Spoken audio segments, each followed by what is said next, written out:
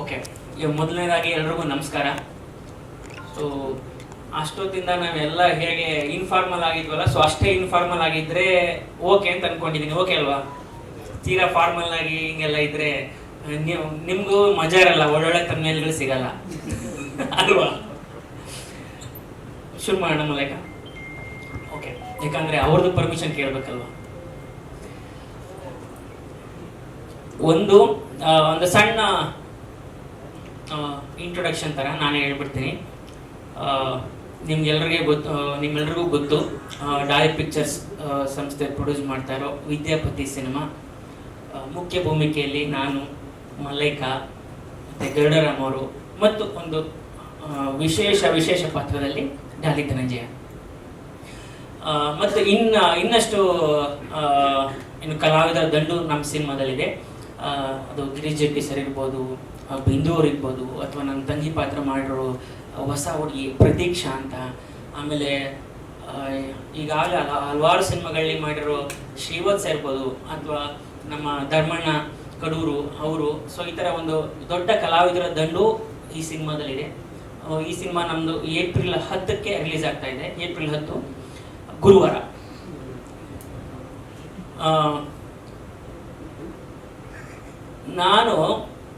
ನೀವು ನಮ್ಮ ಮಾತು ಕೇಳಕ್ಕೆ ಬಂದಿದ್ದೀರಾ, ಹೌದು. ಬಟ್ ನಾನು ಒಂದಷ್ಟು ಪ್ರಶ್ನೆಗಳನ್ನ ನಾನು ನಿಮಗೆ ಕೇಳಬೇಕು. ಯಾಕಂದರೆ ಈಗ ಥಿಯೇಟ್ರ್ಗಳಿಗೆ ಜನ ಬರ್ತಾ ಇಲ್ಲ, ಹಾಗೆ ಹೀಗೆ ಅಂತೆಲ್ಲ ಹೇಳ್ತಾ ಇದ್ದೀರಾ, ಹೌದು. ಆದರೆ ಚೆನ್ನಾಗಿರೋ ಸಿನಿಮಾಗಳಿಗೆ ಸೋತಿದ್ದು ಕೂಡ ಇಲ್ಲ ಅಲ್ವಾ? ಅಂದರೆ ಒಂದು ನಿರೀಕ್ಷಿತ ಮಟ್ಟದ್ದು, ಅಂದರೆ ನಾವೇನು ಅನ್ಕೊಂಡಿರ್ತೇವಲ್ಲ ಅಷ್ಟು ಬಿಸ್ನೆಸ್ ಆಗದೆ ಇದ್ರು ಸಿನಿಮಾ ಸೋತಂತೂ ಇಲ್ಲ, ಚೆನ್ನಾಗಿರೋ ಸಿನಿಮಾಗಳು. ಸೊ ಈ ಸಿನಿಮಾಗಳು ಚೆನ್ನಾಗಿದ್ದಾಗ ಅದನ್ನು ಥಿಯೇಟರ್ಗೆ ಹೋಗಿ ಅಂತ ಹೇಳೋ ಆ ಕರ್ತವ್ಯ ಮತ್ತು ಜವಾಬ್ದಾರಿ ಎರಡೂ ಕೂಡ ನಿಮಗಿದೆ. ಸೊ ನನಗೆ ನೀವು ಹೇಳಿ, ನಿಮಗೆ ಸಿನಿಮಾಗೂ ಮುಂಚೆ, ಆಯ್ತಾ, ಅದು ಸಿನಿಮಾ ಸ್ಟಾರ್ ಕಾಸ್ಟು ಇದೆಲ್ಲನೂ ಬಿಟ್ಟು ಏನನ್ನು ನೋಡಿ ನಿಮಗೆ ಜನ ಥಿಯೇಟರ್ಗೆ ಹೋಗ್ತಾರೆ ಅಂತ ಅನ್ಸುತ್ತೆ? ಜನ ಬೇಡ, ಅಟ್ಲೀಸ್ಟ್ ನೀವು ಯಾಕೆ, ಐ ಮೀನ್ ಇರೆಸ್ಪೆಕ್ಟಿವ್ ಆಫ್, ಈಗ ನಾನೊಬ್ಬ ಯೂಟ್ಯೂಬರ್ ಅಲ್ಲ ಅಥವಾ ನಾನೊಬ್ಬ ಮೀಡಿಯಾದವನಲ್ಲ ಅಂತ ಅನ್ಕೊಳ್ದೇನೆ ನಿಮಗೆ ಯಾಕೆ ಒಂದು ಸಿನಿಮಾನ ನೋಡಬೇಕು ಅಂತ ಅನ್ಸುತ್ತೆ ಅಂತ ನನಗೆ ದಯವಿಟ್ಟು ನೀವು ಹೇಳಿ ಪ್ಲೀಸ್. ಯಾರಾದ್ರು ಆ ಕಂಟೆಂಟ್ ನಿಮ್ಗೆ ಹೇಗೆ ಗೊತ್ತಾಗುತ್ತೆ? ಮೌತ್ ಪಬ್ಲಿಸಿಟಿ ಅಲ್ಲ, ನಾನು ಹೇಳಿದ ಸಿನಿಮಾ ರಿಲೀಸ್ಗೂ ಮುಂಚೆ. ಮೌತ್ ಪಬ್ಲಿಸಿಟಿಗಿಂತ ಮುಂಚೆ ಅಂದ್ರೆ ಸಿನಿಮಾ ರಿಲೀಸ್ ಆಗಿಲ್ಲ ಈಗ ಇನ್ನ. ಸೊ ಈಗ ನಾನು ಥಿಯೇಟರ್ಗೆ ಸಿನಿಮಾನ ನೋಡ್ತೀನಾ ಇಲ್ವಾ? ಐ ಮೀನ್ ಅಟ್ಲೀಸ್ಟ್ ನಾನು ಫಸ್ಟ್ 3 days ನಾನು ಸಿನಿಮಾ ನೋಡ್ತೀನಾ ಇಲ್ವಾ, ಅಥವಾ ನೋಡ್ಬೇಕು ಅಂತ ನಿಮ್ಗೆ ಯಾವಾಗ ಅನ್ಸುತ್ತೆ ಅಂತ? ಸರ್, ಫಸ್ಟ್ ಸಾಂಗ್ಗಳು ನೋಡಿದಾಗ, ಸಾಂಗ್ಗಳು ಕೇಳಿದಾಗ, ಅದಾದ್ಮೇಲೆ ಟೀಸರ್ ಕಟ್ಟು, ಅದಾದ್ಮೇಲೆ ಟ್ರೈಲರ್ ಕಟ್ಟು, ಇಷ್ಟು. ಅದರಲ್ಲಿ ನಾವು ವಿಷಲ್ಸ್ ನೋಡ್ತೀವಿ, ಅಂದ್ರೆ ಹೇಗಿದೆ ಬ್ಯಾಕ್ಗ್ರೌಂಡ್ಸ್ ಎಲ್ಲ ಹೇಗಿದೆ, ಸೌಂಡ್ಸ್ ಹೇಗಿದೆ, ವಿಡಿಯೋ ಕಟ್ಗಳು ಹೇಗಿರುತ್ತೆ, ಮಜಾ ಬಂತ, ಇದನ್ನೇನಕ್ಕೆ ನೋಡ್ಬೇಕು ನಾವು ಅಂತ ಅಂದಾಗ ಅದನ್ನು ಟ್ರೈಲರ್ ನೋಡಿದಾಗ ಅನ್ಸ್ಬೇಕು ನಮಗೆ. ಅಂದಾಗ ನಾವು ಡೆಫಿನೆಟ್ ಆಗಿ ಹೋಗ್ತೀವಿ. ಸೊ ಈಗ ನಾನಾದ್ರೂ ಅಷ್ಟೇ, ಐ ಮೀನ್ ಇದು ಯಾರಾದ್ರೂ ನನ್ನನ್ನು ಕೇಳಿದ್ರು ನಾನು ಇದೇ ಉತ್ತರ ಹೇಳ್ತಿದ್ದೆ. ಒಂದು ಟ್ರೇಲರ್ ನೋಡಿ ನನಗೆ ಈ ಸಿನಿಮಾಗೆ ಹೋಗ್ಬೇಕಾ ಇಲ್ವಾ ಡಿಸೈಡ್ ಮಾಡ್ತೀನಿ. ಸೊ ಐ ಮೀನ್ ಈಗ ಕೆಲವು ಸಿನಿಮಾಗಳು ಈಗ ಎಂತರ ಇಲ್ಲ, ನೀವು ಕೆಲವರೆಲ್ಲ ಗಿಮಿಕ್ ಮಾಡಿ ಗೆದ್ಬಿಡ್ತಾರೆ, ಅಥವಾ ಏನೋ ಕಂಟೆಂಟ್ ಇಲ್ದರು ಏನೇನೋ ಮಾಡಿ ಗೆದ್ಬಿಡ್ತಾರೆ. ಸೊ ಬೇಸಿಕ್ಲಿ ನೀವು ಹೇಳ್ತಾರೆ ಕಂಟೆಂಟ್ ಒಂದಿದ್ರೆ ಸಾಕು, ಐ ಮೀನ್ ಒಂದು ಒಳ್ಳೆ ಟ್ರೈಲರ್ ಸಾಕು ಸಿನಿಮಾನ ನಾನು ಥಿಯೇಟರ್ ನೋಡೋದಕ್ಕೆ. ನೀವು ಹೇಳ್ತಾ ಇದ್ದೀರಾ ಸರ್, ಅದು ಒಂದು. ಇನ್ನೊಂದು, ನಾವು ನಿಮ್ಮನ್ನ ಅವಾಗ ನೋಡ್ತಾ ಇರಬೇಕು. ವಿದ್ಯಾಪತಿ ಇದೆಲ್ಲ ಕೇಳ್ತಾ ಇರ್ತೀನಲ್ಲ, ದಿನ ಕೇಳ್ತಾ ಇರ್ತೀನಲ್ಲ ಅಂತ ಅನ್ನಿಸ್ಬೇಕು ನಮಗೆ. ಇದು ಯಾವಾಗ ಒಂದು 3 ತಿಂಗಳಿಗೊಂದ್ಸಲಿ ಇಲ್ಲ 6 ತಿಂಗಳಿಗೊಂದ್ಸಲಿ, ಈಗ ಸಾಂಗ್ ಬಂತು, ನೆಕ್ಸ್ಟ್ ಸಿನಿಮಾ ಯಾವಾಗಲೂ ಬರ್ತಾ ಇದೆ ಬಿಡಿ, ಇನ್ನೇನು ಮುಂದೆ ನೋಡ್ಕೊಳ್ಳೋಣ ಅಂತ ಆ ಥರ ಫೀಲ್ ಬರಬಾರ್ದು ನಮಗೆ. ಯಾಕೆಂತಂದ್ರೆ ಕನೆಕ್ಷನ್ ಹೋಗ್ಬಿಡುತ್ತೆ ನಮಗೆ. ಅಂದ್ರೆ ಒಂದು ಸಾಂಗು ಟೀಸರ್ಗೂ ಟ್ರೇಲರ್ಗೂ ತುಂಬಾ ಗ್ಯಾಪ್ಗಳಾಗುತ್ತೆ. ಪ್ರಮೋಷನ್ಸ್ ಕಮ್ಮಿ ಆದಾಗ ನಮಗೆ ವಿದ್ಯಾಪತಿಯಿಂದ ಸ್ವಲ್ಪ ದೂರ ಹೋಗ್ಬಿಡ್ತೀವಿ. ಅಂದ್ರೆ ವಿದ್ಯಾಪತಿ ಅಂತಾನೆ ಅಲ್ಲ, ಯಾವುದೇ ಸಿನಿಮಾ ಬರಲಿ, ದೊಡ್ಡ ಸಿನಿಮಾ ಆಗಿರ್ಲಿ ಚಿಕ್ಕ ಸಿನಿಮಾ ಆಗಿರ್ಲಿ, ಅದರಿಂದ ಸ್ವಲ್ಪ ಕನೆಕ್ಟ್ ದೂರ ಹೋಗ್ಬಿಡ್ತೀವಿ ನಾವು. Okay, thank you. ಯಾಕಂದ್ರೆ ಒಂದೇನಾಗುತ್ತೆ, ನಾವು ಕಲಿಯೋದಿರುತ್ತಲ್ಲ, ಯಾಕಂದ್ರೆ ನಮ್ಮ ಪ್ರಕಾರ ನಾವು ಪ್ರಮೋಷನ್ ಮಾಡಿದೀವಿ ಅಂತ ಅನ್ಕೊಂಡಿರ್ತೀವಿ ಅಲ್ವಾ, ಎಲ್ರಿಗೂ ರೀಚ್ ಆಗಿದೆ ನಾವು ಅನ್ಕೊಂಡಿರ್ತೀವಿ. ಸೊ ನಮಗ್ ಗೊತ್ತಿರಲ್ಲ, ಯಾಕಂದ್ರೆ ನೀವು ಒಂದು ಬ್ರಿಡ್ಜ್ ಆಗಿರ್ತೀರಲ್ಲ ಯಾವತ್ತೂ. ಸೊ ನಿಮ್ಮದು ಅಭಿಪ್ರಾಯ ಬಹಳ ಮುಖ್ಯ ಆಗುತ್ತೆ. ಸೊ ಈಗ ನೀವು ನಮ್ಮ ಟ್ರೈಲರ್ ನೋಡಿದ್ರಲ್ಲ, ಸೊ ನಿಮ್ಗೆ ಏನು ಅನ್ನಿಸ್ತು ನಮ್ಮ ಟ್ರೈಲರ್ ನೋಡಿ?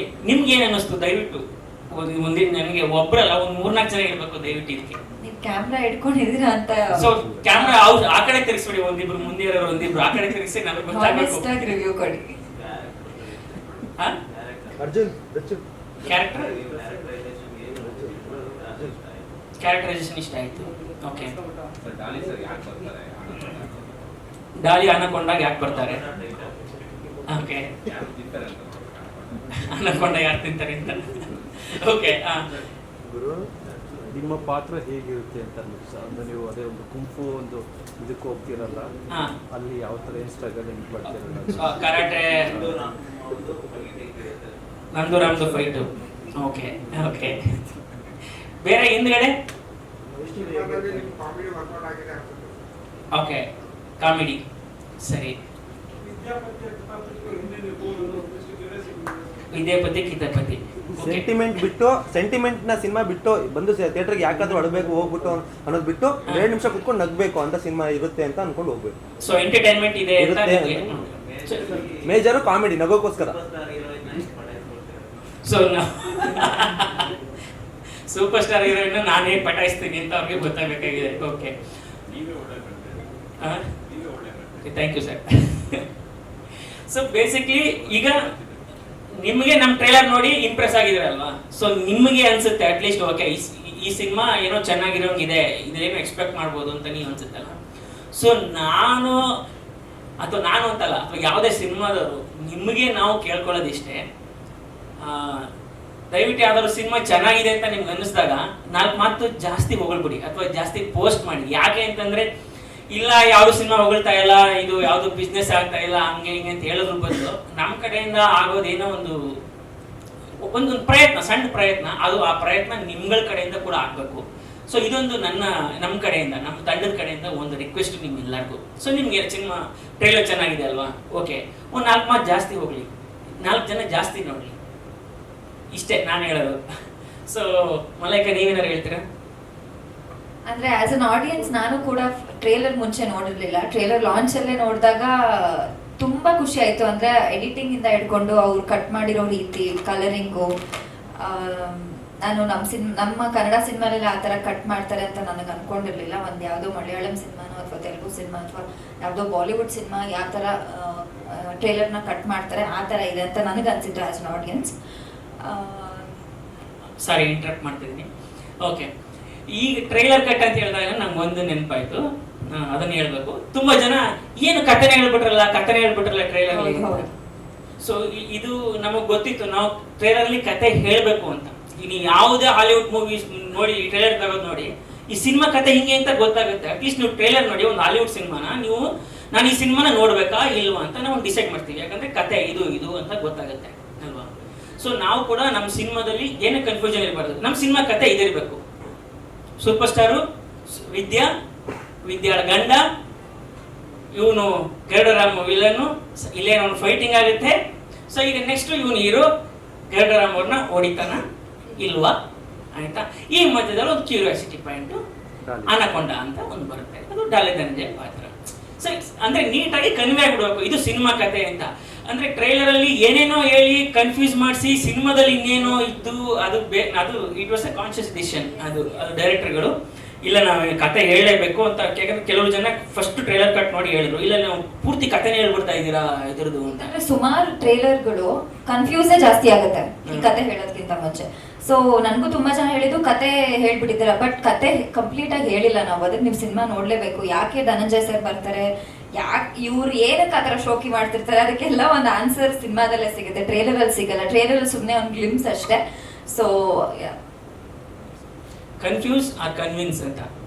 ಸೊ ನಮ್ಗೆ ಕನ್ಫ್ಯೂಸ್ ಮಾಡಕ್ ಇಷ್ಟ ಆಗಿಲ್ಲ, ಸೊ ಕನ್ವಿನ್ಸ್ ಮಾಡಕ್ ಟ್ರೈ ಮಾಡಿದೀವಿ ಟ್ರೈಲರ್ ಅಲ್ಲಿ. ಓಕೆ, ಹೇಳಿ ಅವಾಗ ಏನು ಹೇಳ್ತಾ ಇದ್ದೀವಿ, ಸಾರಿ ಇಂಟರಪ್ಟ್ ಮಾಡಿದೆ. ಅರ್ಥೋದೆ ಇವಾಗ ನಾನು. ಅದೇ ಟ್ರೇಲರ್ ಕಟ್ ಬಗ್ಗೆನೆ ನನಗೂ ತುಂಬಾ ಜನ ಫೋನ್ ಮಾಡ್ಬಿಟ್ಟು ಅದ್ರ ಬಗ್ಗೆನೆ ಮಾತಾಡಿತ್ತು. ಅದಾದ್ಮೇಲೆ ಸ್ಪೆಸಿಫಿಕ್ ಆಗಿ ನಾನು ಆಸ್ ಅನ್ ಆಡಿಯನ್ಸ್ ನೋಡಿದಾಗ ಕಲರಿಂಗ್ ಇಂದ ಇಟ್ಕೋಬಹುದು, DI ಇರ್ಬೋದು, ಎಲ್ಲ ಸಖತ್ತಾಗಿ ಬಂದಿದೆ. ಸಿನಿಮಾನು ಅದೇ ರೇಂಜಿಗೆ ಬಂದಿದೆ ಅಂತ ನಾನು ಭಾವಿಸ್ತೀನಿ. ನಾನು ಸಿನಿಮಾ ನೋಡಿಲ್ಲ, ನೀವ್ ಹೇಳ್ಬೇಕು ಅದ್ರ ಬಗ್ಗೆ. ಸಿನಿಮಾ ಅಷ್ಟೇ ಚೆನ್ನಾಗಿ ಬಂದಿದೆ ಮಲೈಕ, ಸಿನಿಮಾ ಅಷ್ಟೇ ಚೆನ್ನಾಗಿ ಬಂದಿದೆ. ಇನ್ನೊಂದು ನಾನು ನಮ್ಮ ತಂಡದ ಬಗ್ಗೆ ಮಾತು ಹೇಳ್ಬಿಡ್ತೀನಿ. ಈ ಸಿನಿಮಾನ ಡೈರೆಕ್ಟ್ ಮಾಡಿರೋದು ಇಶಾಮ್ ಹಸೀನ್ ಅಂತ. ಅವರಿಬ್ರು ಅಣ್ಣ ತಮ್ಮಿದ್ರು. ಅವರಿಬ್ರು ಇಲ್ಲೂ ಬಂದಿಲ್ಲ, ಯಾಕಂದ್ರೆ ಪಾಪ ಅವರು ಸಿನಿಮಾ ಅಂದ್ರೆ ಗೊತ್ತಲ್ಲ, ಸಿನಿಮಾ ರೆಡಿ ನಡೀತಾ ಇದೆ, ಆ ಕೆಲಸದಲ್ಲಿ ಪಾಪ ಬಿಸಿ ಇದ್ದಾರೆ ಅವರಿಬ್ರು. ಇಶಾಮ್ ಹಸೀನ್ ಅಂತ ಈ ಮುಂಚೆ ಫಸ್ಟು ನಿಮಗೆ ಗೊತ್ತಿಲ್ಲ ಎಷ್ಟು ಜನಕ್ಕೆ ನೆನಪಿದೆಯೇನೋ, ಯೂಟ್ಯೂಬಲ್ಲಿ ಲೂಸ್ ಕನೆಕ್ಷನ್ ಅಂತ ಒಂದು ಸೀರೀಸ್ ಬರ್ತಾಯಿತ್ತು. ನೀವು ಎಷ್ಟು ಜನಕ್ಕೆ ನೆನಪಿದೆ? ಓಕೆ, ಆ ಲೂಸ್ ಕನೆಕ್ಷನ್ ಸೀರೀಸ್ ಮಾಡಿದವರು ಅವರೇ. ಅದಾದ್ಮೇಲೆ ಹಿಟಿ ರೋಮಿ ಅಂತ ಇನ್ನೊಂದು ಸೀರೀಸ್ ಮಾಡಿದ್ರು. ಅದಾದ್ಮೇಲೆ ಫಸ್ಟ್ ಅವರು ಸಿನಿಮಾ ಮಾಡಿದ್ದು ಇಕ್ಕಟ್ ಅಂತ. ಇಕ್ಕಟ್ ಸಿನಿಮಾ ನೋಡಿದಾರಲ್ವಾ? ಸೊ ಅದು ಅವ್ರ ಡೈರೆಕ್ಷನ್ ಅಲ್ಲಿ ನಾನು ಮಾಡಿದ್ದು ಫಸ್ಟ್ ಸಿನಿಮಾ ಇಕ್ಕಟ್ ಅಂತ. ಅದು ನಾವು ಲಾಕ್ಡೌನ್ ಟೈಮಲ್ಲಿ ಮಾಡಿದ್ದು ಸಿನಿಮಾ. ಸೊ ಅದಾದ್ಮೇಲೆ ಅವರು ಇಲ್ಲ ದೊಡ್ಡದೇನೋ ಮಾಡಬೇಕು ಅಂತ ಸೊ ಒಂದು ಕತೆ ಹೇಳಿದರು ನನಗೆ. ಆ್ಯಕ್ಚುಲಿ ಹಾಗೆ ನೋಡಿದ್ರೆ ಇದು 4ನೇ ಕತೆ ನಾವು ಮಾಡಿರೋದು. ಫಸ್ಟ್ 3 ಕತೆ ಇಲ್ಲ ಇದು ಬೇಡ, ಬಜೆಟ್ ತುಂಬ ಜಾಸ್ತಿ, ಇದು ಬೇಡ, ಇದು ಹಂಗಾಗುತ್ತೆ. ಸೊ ವಿದ್ಯಾಪತಿದು ಕೂಡ ಇದು 2ನೇ ವರ್ಷನ್ ಇದು ಸಿನಿಮಾದ್ದು. ಸೊ ಇದು ಫಸ್ಟ್ ಅವ್ರು ಬಂದು ನನಗೆ ಕತೆ ಹೇಳಿದಾಗ ಓಕೆ ಚೆನ್ನಾಗಿದೆ ಮಾಡೋಣ ಅಂತ ನಾನು ಹೇಳ್ತಾ ಇದ್ದೆ. ಅವಾಗ ಹಿಂಗೆ ಧನಂಜಯನ್ ನನ್ನ ಮೀಟ್ ಆದಾಗ ಈ ಥರ ಇವರು ಒಂದು ಕತೆ ಅಂದ್ಕೊಂಡಿದ್ದಾರೆ, ಒಂದು ಸೂಪರ್ ಸ್ಟಾರ್ ಹೀರೋಯಿನು ಗಂಡ ಶೋಕಿ ಮಾಡ್ತಾ ಇರ್ತಾನೆ ಹೀರೋಯಿನ್ ಹೆಸರು ಹೇಳ್ಕೊಂಡು, ಹೀರೋಯಿನ್ಗೆ ಅವಮಾನ ಆಗೋಗುತ್ತೆ. ಆವಾಗ ಹೀರೋಯಿನ್ ಮನೆಯಿಂದ ಈಚೆ ಹಾಕ್ಬಿಡ್ತಾಳೆ. ಈಗ ಹೋಗೋ ಅವ್ನು ಹೊಡ್ಬಿಟ್ಟು ಬಾ ಅಲ್ಲಿವ್ರಿಗೂ ನಿನ್ನ ಮನೆಗೆ ಸೇರ್ಸಲ್ಲ ಅಂತ ಈ ಥರದ್ದೊಂದು ಕತೆ ಮಾಡ್ಕೊಂಡಿದ್ದಾರೆ ಅಂತ. ನೋಡಿ ಈ ಕತೆ ಇಷ್ಟೇ. ನಾನು ಇಲ್ಲಿ ಏನು ನಾನು ಕತೆ ಬಿಟ್ಕೊಡ್ತಾ ಇದ್ದೀನಿ ಏನಿಲ್ಲ. ಇದು ನಿಮಗೆ ಕನ್ವಿನ್ಸಿಂಗ್ ಅನ್ಸಿದ್ರೆ ಈ ಪಾರ್ಟು ನೀವು ಥಿಯೇಟರ್ ಬರ್ತೀರಾ ಅಲ್ವಾ? ಇದನ್ನೇನು ಕತೆ ಬಿಟ್ಕೊಡೋದು ಆ ಥರದ್ದೇನಿಲ್ಲ. ಸೊ ಈ ಥರದೊಂದು ಕತೆ ಮಾಡ್ಕೊಂಡಿದ್ದಾರೆ ಅಂತ ನಾನು ಧನಂಜಯನಿಗೆ ಹೇಳಿದಾಗ ಸೊ ಅವನು ಈ ಸಖತ್ತಾಗಿದೆ ಲೈನು, ಅವ್ರನ್ನ ಕೇಳೋ ಪ್ರೊಡ್ಯೂಸರ್ ಇದ್ದಾರೆ ಅಂತ. ಅವ್ ಇಲ್ಲಾಂದ್ರೆ ನಾನೇ ಪ್ರೊಡ್ಯೂಸ್ ಮಾಡ್ತೀನಿ ಅಂತ ಹೇಳು ಅಂತ ಹೇಳಿದ್ದ. ಸೊ ಅದು ಹಂಗೆ. ಸೊ ಡಾಲಿ ಪಿಕ್ಚರ್ಸ್ ಹೇಗೆ ಈ ಪ್ರೊಡ್ಯೂಸ್ ಮಾಡಿದ್ದು ಸಿನಿಮಾನ ಅಂದರೆ ಹೀಗೆ. ಸೊ ಇಶಾ ಮಸೀನ್ ನಾನು ಆಗಲೇ ಹೇಳ್ದಂಗೆ ಇಕ್ಕಟ್ ಸಿನಿಮಾ ಮಾಡಿ ನಂತರ ಇದು ಅವ್ರದ್ದು 2ನೇ ಸಿನಿಮಾ. ಥಿಯೇಟ್ರಿಕಲಿ ಫಸ್ಟ್ ಸಿನಿಮಾ ಅವ್ರದ್ದು ವಿದ್ಯಾಪತಿ. ಅವರೇ ಎಡಿಟರ್ ಕೂಡ ಈ ಸಿನಿಮಾಗೆ. ಮತ್ತು ಈ ಸಿನಿಮಾಗೆ ಮ್ಯೂಸಿಕ್ ಡೈರೆಕ್ಟರ್ ಅಂದರೆ ಡಾಸ್ ಮೋಡ್ ಅಂತ. ನೀವು ಅವರು ಧೀರೇಂದ್ರ ದಾಸ್ ಅಂತ, ಅವ್ರದ್ದು ಸ್ಕ್ರೀನ್ ನೇಮು ಡಾಸ್ ಮೋಡ್ ಅಂತ. ಈಗ ಆಲ್ರೆಡಿ ನೀವು ಅವ್ರ ಸಾಂಗ್ಗಳು ಕೇಳಿದ್ರೆ ಮದನಾರಿ ಸಾಂಗ್ ಇರ್ಬೋದು ಅಥವಾ ಅಯ್ಯೋ ಹೋಗಿದೆಯೇ ಸಾಂಗು. ಅದಲ್ಲದೆ ಒಂದು ಸಾಂಗ್ನ ನವನೀತ್ ಅಂತ ನಮ್ಮ ಡೇರ್ಡೆವಿಲ್ ಮುಸ್ತಫಾ ಸಿನಿಮಾ ಮ್ಯೂಸಿಕ್ ಡೈರೆಕ್ಟ್ ಮಾಡಿದ್ರಲ್ಲ ಅವರು ಒಂದು ಸಾಂಗ್ನ ಈ ಸಿನಿಮಾಗೆ ಕಂಪೋಸ್ ಮಾಡಿದ್ದಾರೆ. ಮತ್ತು ಬ್ಯಾಕ್ಗ್ರೌಂಡ್ ಮ್ಯೂಸಿಕ್ಕು ಇದಕ್ಕೆ ವಾಸುಕಿ ವೈಭವ್ ಮತ್ತು ಡಾಸ್ ಮೋಡ್ ಇಬ್ಬರು ಸೇರ್ಕೊಂಡು ಕೆಲಸ ಮಾಡಿದ್ದಾರೆ ಈ ಸಿನಿಮಾಗೆ. ಸೊ ನಾನು ಹೇಳೋದು ತಂತ್ರಜ್ಞರ ಒಂದು ಕೂತು ನಮ್ಮ ಸಿನಿಮಾಗೆ ಕೆಲಸ ಮಾಡಿದ್ದಾರೆ. ಯಾಕಂದ್ರೆ ಅವ್ರ ಕಂಟೆಂಟ್ ನೋಡಿ ಇಷ್ಟ ಆಗಿ ಇಲ್ಲ ಚೆನ್ನಾಗಿದೆ ಮಾಡೋಣ ಬನ್ನಿ ತಲೆ ಮಾಡೋಣ ಅಂತ. ಅಂದರೆ ನನಗೆ ಸಿನಿಮಾದಲ್ಲಿ ನಮಗೊಂದಿಷ್ಟು ಗೇರು ಅಂತ ಇರ್ತಾರಲ್ಲ ಅವರೆಲ್ಲ ಸೇರಿಕೊಂಡು ಒಟ್ಟಿಗೆ ಇಲ್ಲ ಮಾಡೋಣ ಅಂತ ಹೇಳಿ ಮಾಡಿದ್ದು ಸಿನಿಮಾ. ಮತ್ತು ಈ ಸಿನಿಮಾಗೆ ಲವಿತ್ ಛಾಯಾಗ್ರಹಣ ಅವರು ಸಿನಿಮಾ ಅವ್ರ DOP. ಮತ್ತೆ ಬೇರೆ ಯಾರು ಬಿಟ್ಟೆ ಇದು ಫಾರ್ಮಲ್. ಆಮೇಲೆ KRG ಸ್ಟುಡಿಯೋಸ್ ರಿಲೀಸ್ ಮಾಡ್ತಾ ಇದ್ದಾರೆ. ಆಸ್ ಯೂಶುವಲ್ ನಮ್ದು ಎಲ್ಲ ಸಿನಿಮಾಗಳನ್ನು ಅವರೇ ರಿಲೀಸ್ ಮಾಡ್ತಾ ಇದ್ದಾರೆ ಮೊದಲಿಂದ. ಕಾರ್ತಿಕ್ ಮತ್ತು ಯೋಗಿ ಅವರು ಮತ್ತು ಜೊತೆಗೆ ಜಯಣ್ಣ ಅವರು ಕೂಡ ಇದ್ದಾರೆ. ನಮ್ಮ ಸಿನಿಮಾ ರಿಲೀಸ್ ಎಲ್ಲ ಅವ್ರು ನೋಡ್ಕೊತಾ ಇದ್ದಾರೆ. ಮತ್ತೆ ಇನ್ನೇನು ಮತ್ತೆ ಇಲ್ಲಿ ಯಾವಾಗಲೂ ನೋಡ್ತೀರಾ ಡಾಲಿ ಪಿಕ್ಚರ್ಸ್ ಯಾವುದೇ ಸಿನಿಮಾ ಏನೇ ಇದ್ರು ಅದು ಯಾವಾಗಲೂ ಗೀತಾ ಶಿವರಾಜ್ಕುಮಾರ್ ಆಶೀರ್ವಾದದೊಂದಿಗೆ ಅಂತಲೇ ಇರುತ್ತೆ. ಅದು ಅಂದರೆ ಅವ್ರ ಆಶೀರ್ವಾದ ನಮ್ಮ ಮೇಲೆ ಯಾವಾಗಲೂ ಇರುತ್ತೆ. ಅದು ಫಸ್ಟ್ ಟೈಮ್ ಹೋಗಿ ನಾವು ಬಡವರಸ್ಕ ಸಿನಿಮಾ ಮಾಡಿದಾಗ ಧನಂಜಯ ಹೋಗಿ ಕೇಳಿದಾನ ನಾನು ಈ ಥರ ಆಗ್ತೀನಿ ಅಂದಾಗ ಹಾಕಮ್ಮ ಯಾವಾಗಲೂ ಅಂತ. ಸೊ ನಾವು ಆವತ್ತಿಂದ ಯಾವತ್ತೂ ಡಾಲಿ ಪಿಕ್ಚರ್ಸ್ ಯಾವುದೇ ಸಿನಿಮಾ ಇದ್ರೂ ಅದು ಗೀತಾ ಶಿವರಾಜ್ಕುಮಾರ್ ಆಶೀರ್ವಾದದೊಂದಿಗೆ ಅಂತ ಇದ್ದೇ ಇರುತ್ತೆ. ಸೊ ಅವ್ರ ಆಶೀರ್ವಾದ ನಮ್ಮ ಮೇಲೆ ಯಾವಾಗಲೂ ಇದ್ದೇ ಇರುತ್ತೆ. ಸೊ ಇನ್ನೇನು ಇಷ್ಟೇನಾ? ಓಕೆ. ಹಲೋ, ಪೋಸ್ಟರ್ ಡಿಸೈನ್ ಬಗ್ಗೆ ಮಾತಾಡ್ಬೇಕು ನೀವು. ಇಲ್ಲ ಅದು ಪೋಸ್ಟರ್ ಅಲ್ಲ, ಈ ಪೋಸ್ಟರ್ ಲೇಜಿ ಬ್ರೈನ್ಸ್ ಅವ್ರು ಮಾಡಿರೋದು. ಆ ಪೋಸ್ಟರ್ ನನ್ನ ವೈಫ್ ಮಾಡಿರೋದು. ಟ್ರೇಲರ್ ಲಾಂಚ್ ದಿನ ಹಾಕಿದ್ದು ಅವ್ರ ವೈಫ್ ಗೀಚು ಸ್ಟುಡಿಯೋಸ್ ಅಂತ ಅವರೇ ಅದನ್ನ ಡಿಸೈನ್ ಮಾಡಿರೋದು. ಓಕೆ.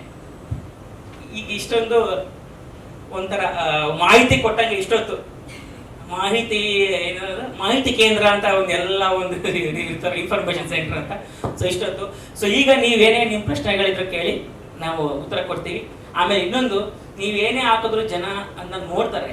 ಸೊ ದಯವಿಟ್ಟು ಏನಾದ್ರು ತನ್ನಲ್ಲಿ ಹಾಕುವಾಗ ಸ್ವಲ್ಪ ಮಾಡ್ಕೊಂಡು ಜನ ನಮ್ಮನ್ನ ಸ್ವಲ್ಪ ಕಡಿಮೆ ಬೈಯೋ ಥರ.